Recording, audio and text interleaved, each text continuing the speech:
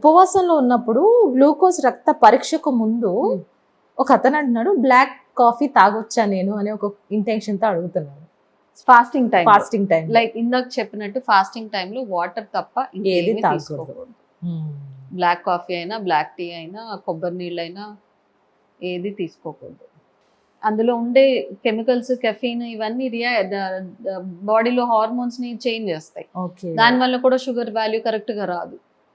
కొంతమంది ఇట్లా metabolic syndrome అంటే ఏంటి తెలియని వాళ్ళు కూడా చాలా మంది ఉన్నారు. మెటబాలిక్ సిండ్రోమ్ అంటే అందులో ఈ లైఫ్ స్టైల్ ఇదే మెటబాలిక్ సిండ్రోమ్ అంటే.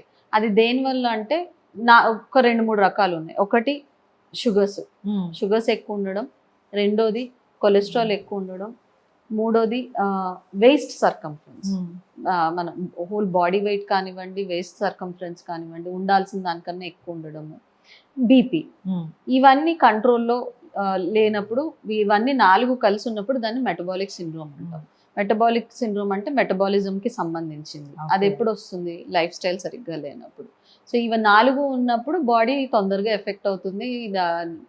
ఆర్గన్స్ అన్నీ ఎఫెక్ట్ అవ్వడము, కిడ్నీ, లివర్, హార్ట్, బ్రెయిన్ అన్నీ ఎఫెక్ట్ అవుతాయి. సో ఈ మెటబాలిక్ సిండ్రోమ్లో ఏది నియంత్రణ తప్పినా కూడా బాడీ ఎఫెక్ట్ అవుతుంది.